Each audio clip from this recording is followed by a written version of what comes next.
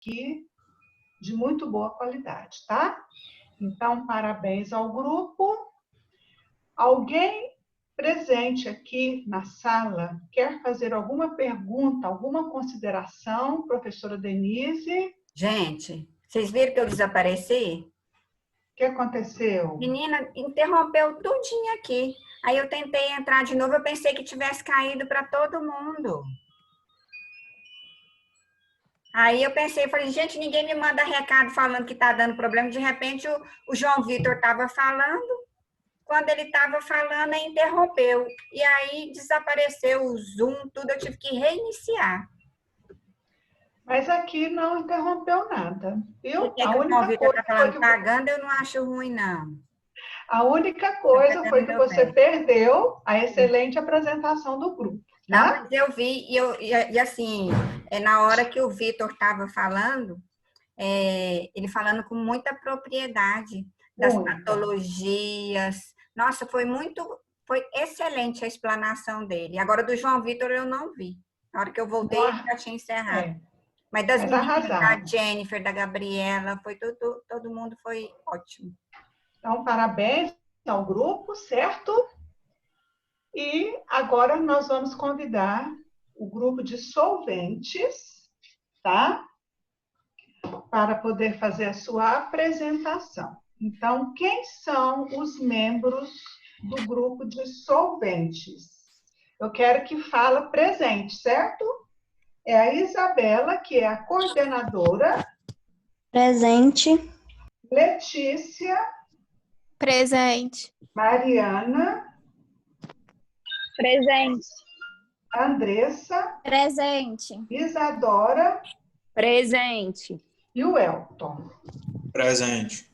Então, podem compartilhar a tela e com a palavra o grupo.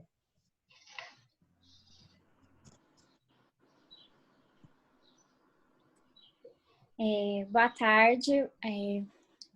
Vamos apresentar o seminário de odontobeatria, drogas ilícitas. O nosso título é Solventes.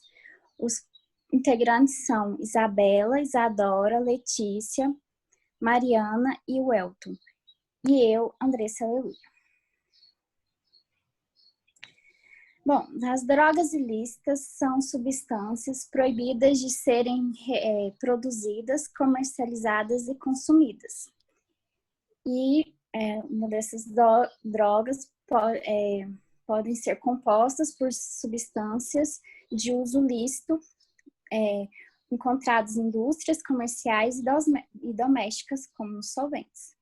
São substâncias aspiradas com o objetivo de produzir alterações mentais e ou efeitos de conduta.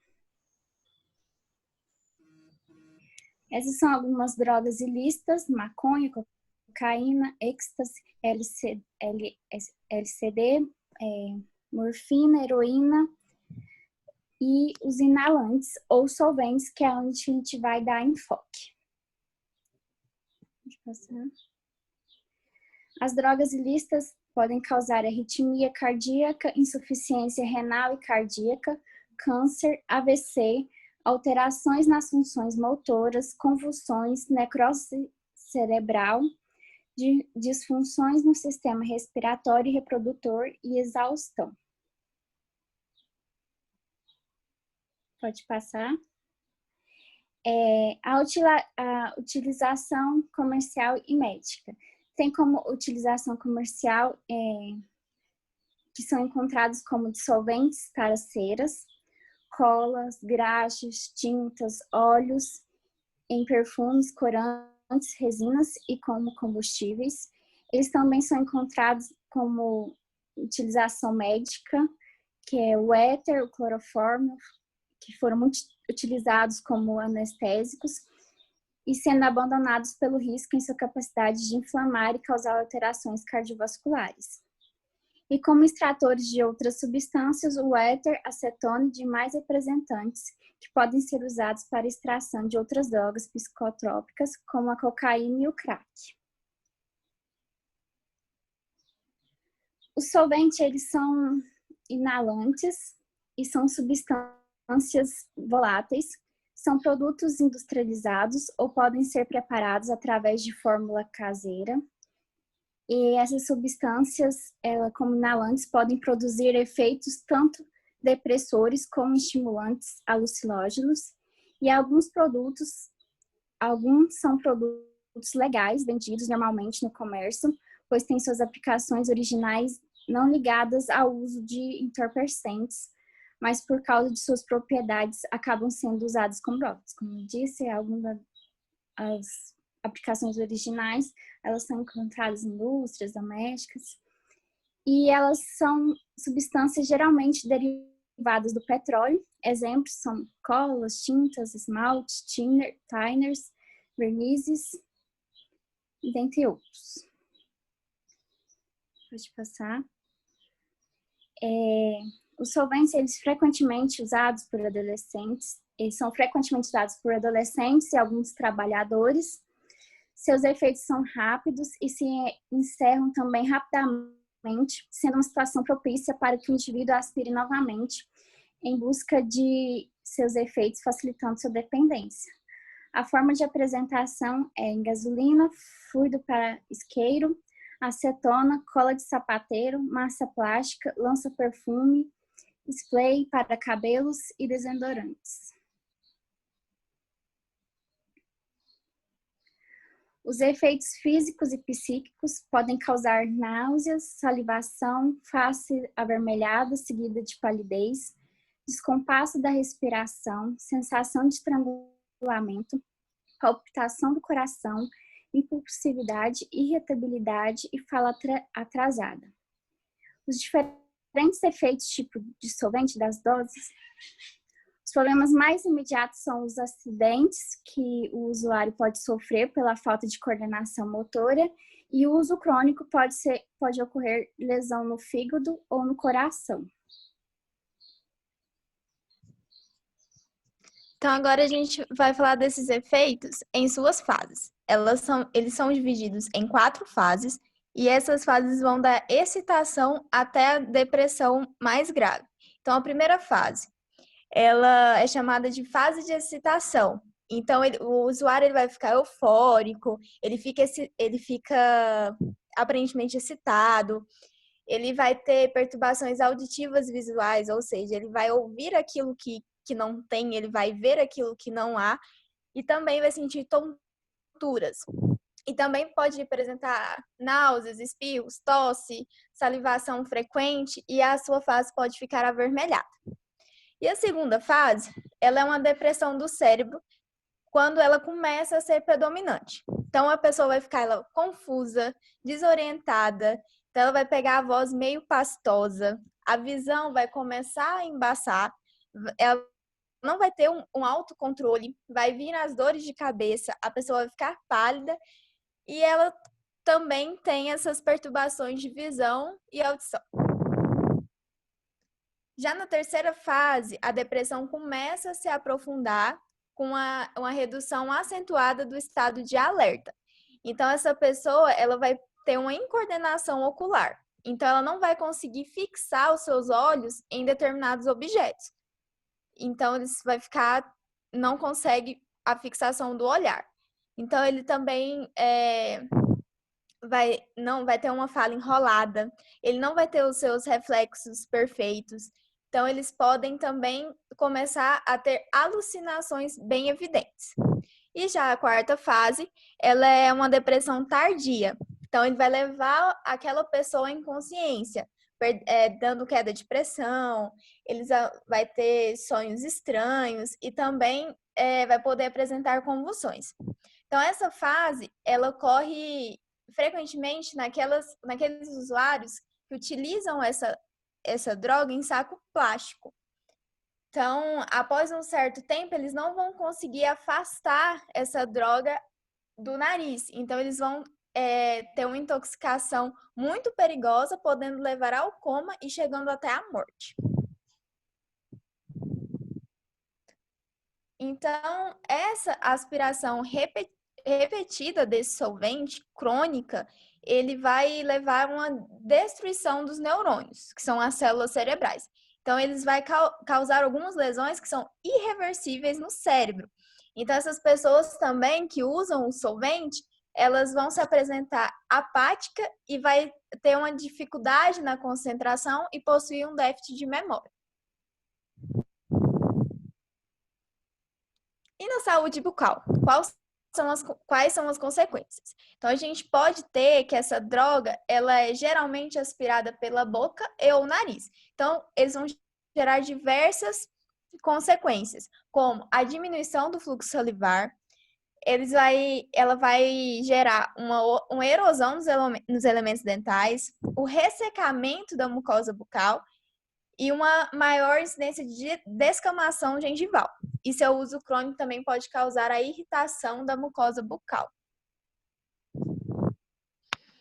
E na saúde geral, as consequências lesões da medula óssea, dos rins, do fígado e dos nervos periféricos que controlam os músculos. Isso quando são inalados cronicamente esses solventes, tornando também o coração humano mais sensível à adrenalina. Então, ele vai aumentar o número de batimentos cardíacos desse usuário. Então, a nossa proposta de intervenção é que, visto que a decisão de consumir ou não drogas ilícitas só diz respeito a uma escolha individual, então, ao usuário. Então, ele pode optar pelo uso de determinada substância ou não. Então, ele deve ser responsabilizado pelo seu ato. Então, mediante o pagamento de impostos ao adquirir tal produto. Então, as multas, caso o consumo abusivo for levar à liberdade ou à saúde de terceiros, ou seja, pessoas que são atingidas por esse uso constante. Então, isso acontece normalmente com os cigarros e com as bebidas alcoólicas, no caso, consumidas com excesso. E também acreditamos nas campanhas educativas, que é um modo mais sensato para lidar lá no início, sendo como uma precaução em escolas, conscientizando os adolescentes desse dano à saúde de maneira verdadeira. E para que eles fiquem conscientes do risco. Essas foram nossas referências. E obrigada. Bom, nós que agradecemos ao grupo, uma excelente apresentação, domínio, tá? Domínio do conteúdo solicitado, cumpriu todas as normas, tá? Do seminário, com uma excelente proposta de intervenção, tá? Então, estou satisfeita, vou deixar aberto aqui aos demais membros da sala, professora Denise, se alguém quer fazer alguma consideração. Ali quando fala das manifestações lá na cavidade bucal, vocês falaram do ressecamento, né, das mucosas. E aí, quando a gente tem essa diminuição da saliva, predispõe a outras doenças bucais. Aí eu gostaria que o grupo discorresse um pouquinho sobre. Pode ser a Letícia que estava falando, né, Letícia?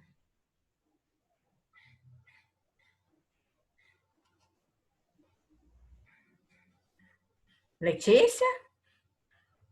Oi, professora. Oi. A Isabela tinha pedido para, se caso tivesse alguma pergunta, ela gostaria de responder. Então vai, Isabela, responde. Então, professora, eu creio que a diminuição do fluxo salivar, ela predispõe a algumas outras doenças, como a cárie dentária, onde a capacidade de remineralização da saliva não vai estar presente, né? Porque tem a diminuição do fluxo salivar, então a desmineralização vai superar as capacidades de remineralização. Muito bem. Além da cárie, qual outra? Quando as mucosas estão ressecadas.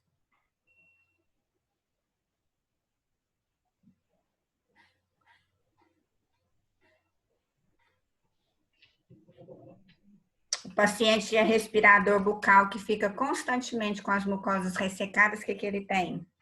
A gente está falando de outra coisa, mas só para relembrar um pouquinho. O Vitor está falando de halitose também, pode estar presente.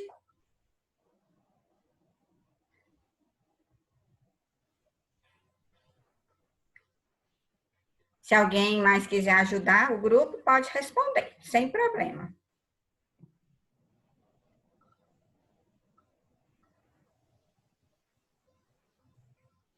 O que acontece com a gengiva?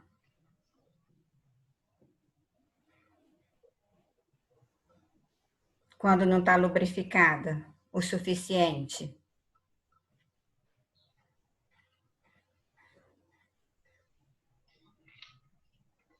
Vai cair a reunião, tá, gente? Aí nós vamos entrar no mesmo link novamente.